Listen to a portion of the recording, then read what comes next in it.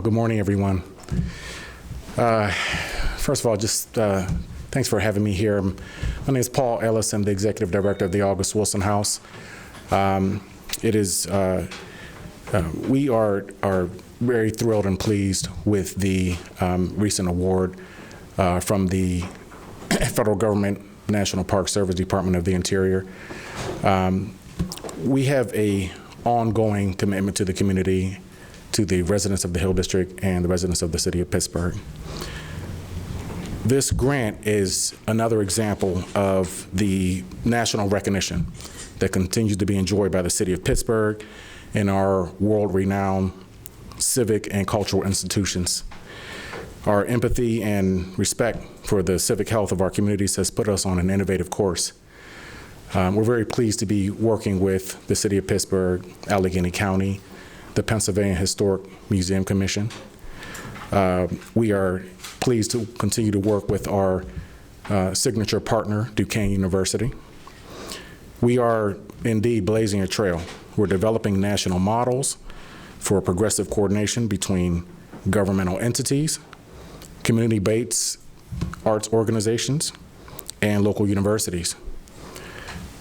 In addition to the construction and renovation of the August Wilson House, which we're working with in connection with Rob Foffman and Associates, we are diligently working on extensive programming.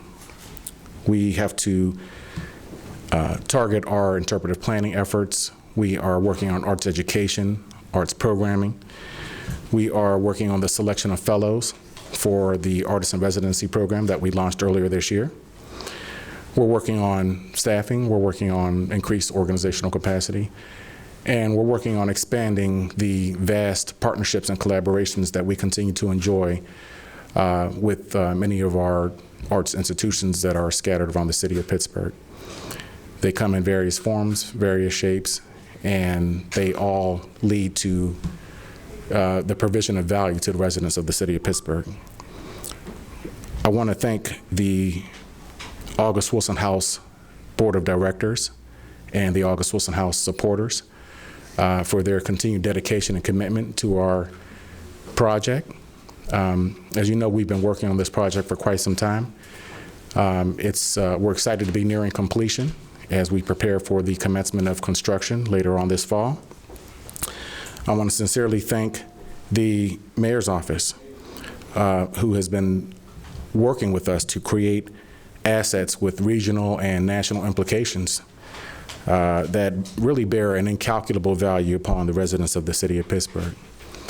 I'll leave it at that for now. If anybody has any questions, I'll take them, but I just want to take this opportunity to thank Duquesne University for working directly with us and allowing us to compete for this very competitive federal grant that's administered by the National Park Service and the National Endowment for the Humanities, among others. So thank you very much. Thanks you for having us. Mayor Peduto, thank you so much for the continued support of your office. I'm going to turn the microphone over to President Ken Gormley of Duquesne University.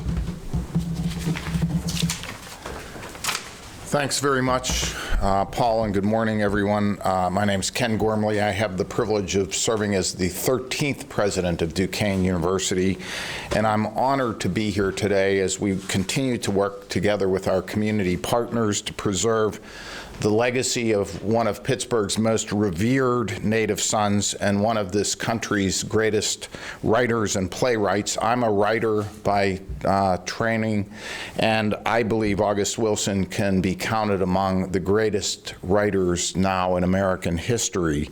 For nearly a decade, Duquesne University and its Honors College has partnered with Paul Ellis and the Daisy Wilson artist community to promote Paul's vision of creating a living monument to his uncle. We worked together from the start, as Paul remembers, when it was just an old house that needed a lot of attention, and how far things have gone since then. Last year, we together created the Duquesne University August Wilson House Fellows Program, promoting national and local artists of color color who can engage and inspire emerging artists throughout our community. And so I know some of you were there, but last spring we welcomed our inaugural fellow, Pulitzer Prize winner and former two-time Poet Laureate of the United States, Natasha Trethewey, who shared her work and her insights with audiences at Duquesne, in the Hill District community, and at CAPA, at the Pittsburgh School for Creative and Performing Arts. And so we look forward to continuing that initiative with the August Wilson House, and in fact, we will be announcing the next Duquesne University August Wilson House Fellow in the coming weeks, and I can tell you it will be a local artist, which we're very excited about.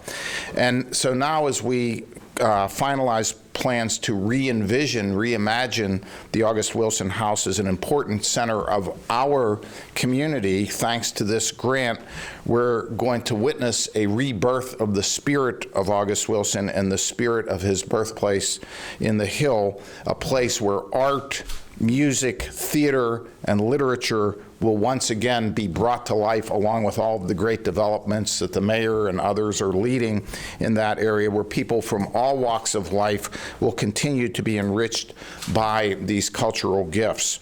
So on behalf of Duquesne University, I want to express my gratitude to Paul Ellis and his board of trustees at the August Wilson House for their leadership, to the National Park Service, the National Endowment for the Arts, the National Endowment for the Humanities, the Institute of Museum and Library Science for this just really special Save America's Treasures grant. As administrators of this grant at Duquesne University, we're thrilled to work together with our community partners to carry forward the legacy of August Wilson and to enrich the arts regionally, nationally, and globally through this gift.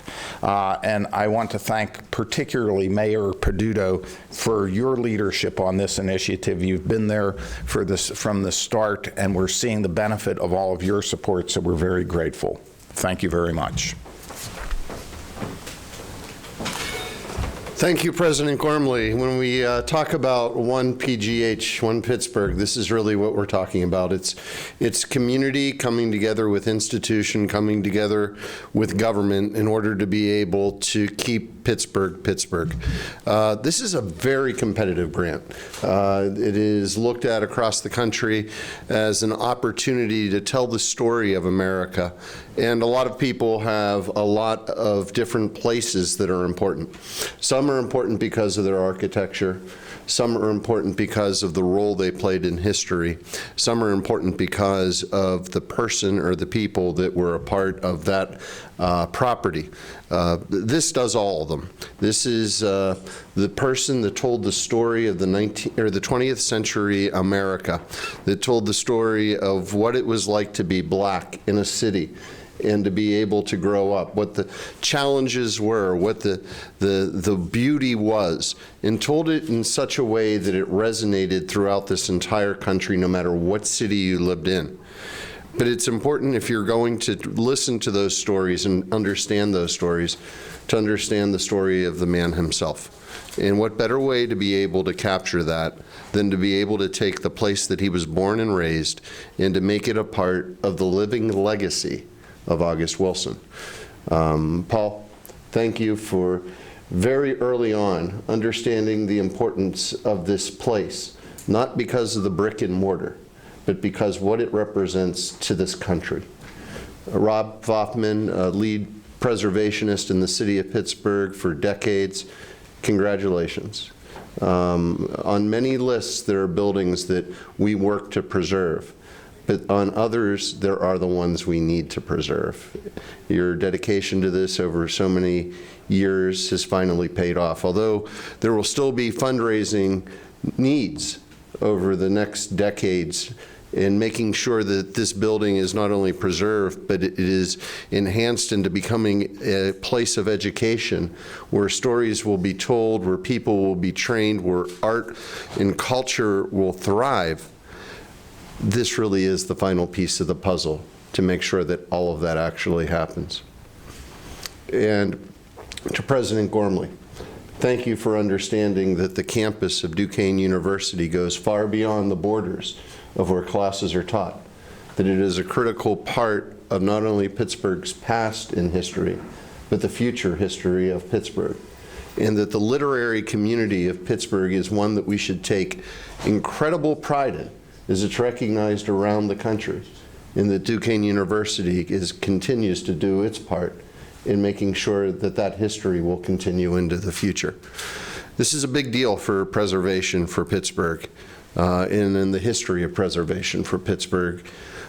This is the opportunity that we have sought and we continue to seek with other places, such as the birthplace of Rachel Carson, the birthplace of Andy Warhol.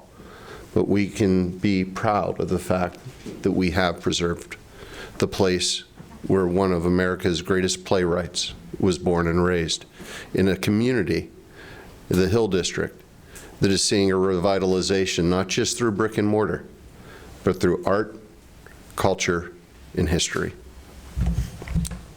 I guess if there's any questions, Tim? Questions? You talked about how competitive the application, how competitive the process was, the grant. Any idea sort of what put this over the top or made it stand out most from all the other applications? Yeah, that's a good question.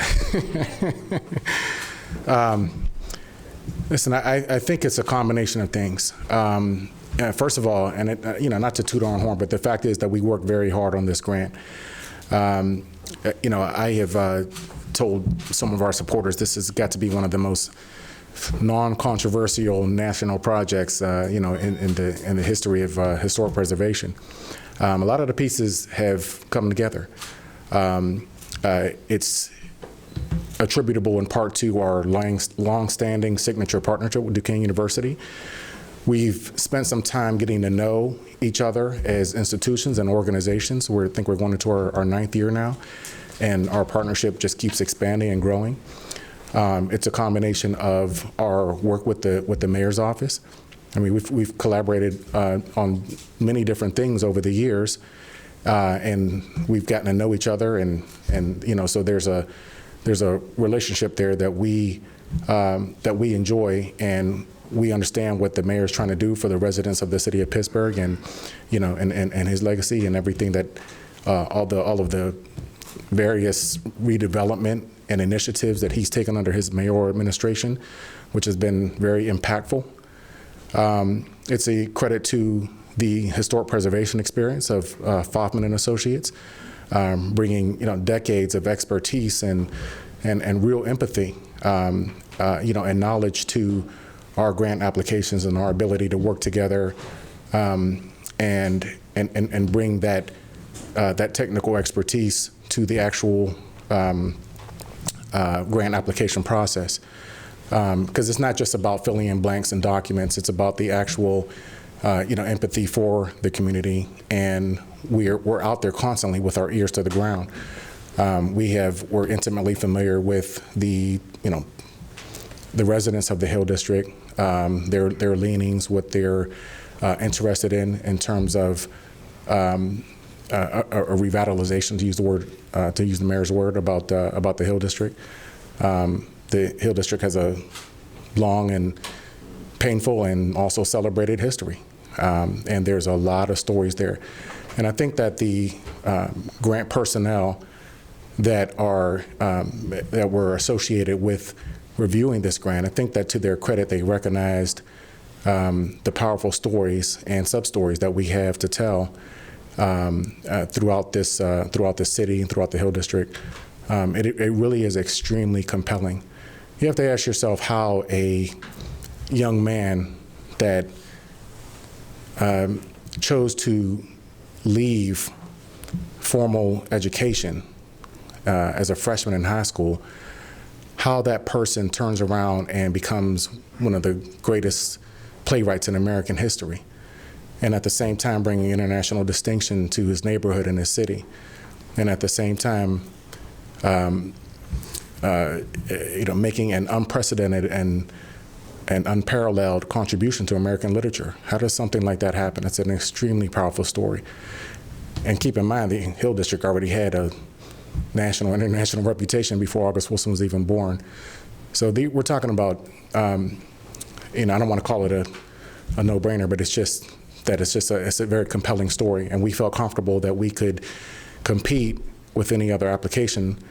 We were very fortunate to have worked with Chris Pollock, who has experience in all the technical aspects of federal grant applications, which anybody will tell you is a daunting measure. So we were able to benefit from that experience as well. So I know it's a long answer, but I just wanted to give you the full, Could I just add version. one thing, Paul? Don't go anywhere, but I just want to say I've had the chance to work with the Save America's Treasures folks in the National Historic Trust in the past. They pick only the best. This is the best. Paul, where are you with construction of the house? I mean, I know it's been stabilized, right? And so what needs to be done, and will this grant cover? Sure. I'm gonna have our architect Rob Fothman answer that question. Okay. We are in pre-construction mode, but I would ask Rob to talk about it a little bit more in depth, because we've spent a lot of time this year working on some of the stuff that's not always sexy to report on, and like zoning and insurance and stuff like that. So we tried to spare you guys. Rob, come on. Right. Rob, come on. It's only a 6,000 square foot building, but it might as well be a 600,000 square foot building in terms of the complexities for the financing and approval processes. I want to thank the mayor's office for helping us with that. This started 10 years ago, Paul and I started this adventure. The grant is focused on the interior historic preservation of the building. As you know, we have additional funding that we got from Denzel Washington and his partners, and so those two have worked together to create the entire budget that we need for the project. So the construction, we're getting ready to submit the drawings on Wednesday to PLI. And it takes about 4 to 6 weeks to get those approvals. We're hoping to be truly under construction by the end of the year. The demolition, what we call the deconstruction of the interior trim, is starting next week. So we have that opportunity to very carefully catalog and tag all of the interior trim, preserve it, and then bring it back and install it in the house when it's ready. So What is does the this budget cover for the it? project? What is the project? The budget. Oh, the budget. It's about $5.5 million. That's construction cost. And will this grant cover what you need to finish? No, it's only about $400,000 net construction costs, and that will contribute to the interior work. So we applied specifically for interior preservation to bring all the pieces and parts together. As many of you know, a project has many different sources of funds that you have to cobble together, and this is a key part of it. So you still need $5 million, or? No, we've already collected. That came from Denzel Washington last year. You may have remembered the announcement for that. Yeah. So this will complete the house? This completes the capital project, and of course, Paul is actively working on the national level to raise the additional funds to make us sustainable, to operate our programs into the future. Okay. So the release mentions projecting a grand opening by April 27, 2021. If each of you could sort of briefly describe, once the grand opening happens and everything is in place, two things. What physically will visitors see there, and what sort of things in the way of ongoing programs will people see based there? So I'll answer the physical real quickly. Yeah. At the heart of the house is the two-room apartment that August Wilson grew up in with his 6 siblings and mother. The rest of the house is part of a classic Hill District compilation of Jewish and Italian families. They ran a market, Bella's Market, and there were apartments upstairs. Those will be turned into artist studios. Our fellows will be using those studios to teach, and Paul can tell you more about what that is. And then Bella's Market will be used as a gallery space on the first floor. The rest of the addition to the building is basically infrastructure to make this building code-worthy. We have to put an elevator, stairs. It'll be fully ADA compliant, every space in the house. Let me just add to that. One of the things that makes this project so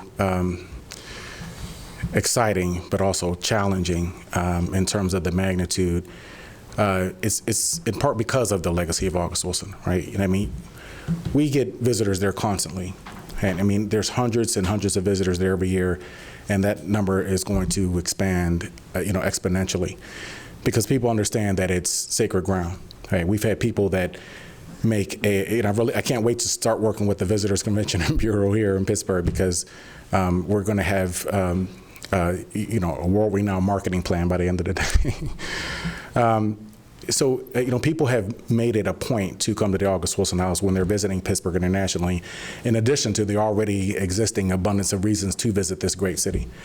When I travel a lot, and I'm constantly bragging about Pittsburgh, because people have these antiquated ideas, and then they come here and realize that their ideas are just so far off, it's not even funny. So we're very proud of everything that's going on in the city, and we want to contribute, in our own way. So if you're us and you have to balance artistic programming and artistic education, how do you do that? Part of that is interpretive planning, right? We're going through an interpretive planning process that's going to last at least 10 months or so, because it's very comprehensive and it's very involved. Think of the August Wilson House as a cultural hub. See, if we were talking about a different artist, we could just focus on the house, and Rob and I could tackle exhibit designs and things like that. But because the August Wilson House is an economic anchor, and it's an asset for the Hill District and the city and the region and beyond, we have to balance our educational processes with the visitor experience, and that's a challenge. We're doing that with, we recently got some proposals from some interpretive planners that are scattered around the country with local connections. We have to not only design but fabricate the various exhibits that'll be scattered around the Hill District, which are typically known as August Wilson's Hill District. And that includes sites of particular historic significance, that includes sites of his plays. So we have to get all of that together. We don't have the luxury of just focusing on construction. So we want to make sure that there are vast opportunities. As the mayor pointed out earlier, there is, there's oftentimes, we struggle with community issues. We struggle with how to encourage our young people to not only dig within themselves in terms of their own development and artistic achievement, but also to recognize that there are people around that care about what they do, where they're going. They represent our future, and we want to make sure that just as August Wilson spent his career inspiring and creating opportunities for others, that we do the same thing, that we attract and develop the best and the brightest, and that includes creating opportunities internally through our arts education and arts programming, which is very comprehensive. We have a comprehensive business plan that we are in the process of taking from conceptualization to implementation. There'll be a wide variety of workshops and seminars and programs and camps and reading roundtables and poetry events and contests and things like that. We're very fortunate to be in a position where we can offer, for example, our artists in residence and fellows not only the technical support that they need in terms of the professional development, but also an opportunity to engage with the community and then showcase their work. And that's critical for an artist. If it weren't for Duquesne University, our options might be limited in terms of being multi-disciplinary.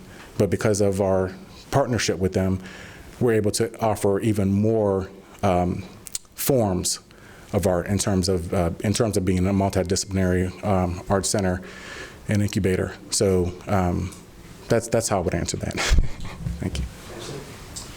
You said the next fellow will be announced soon. Can you say that date again, when we should expect that?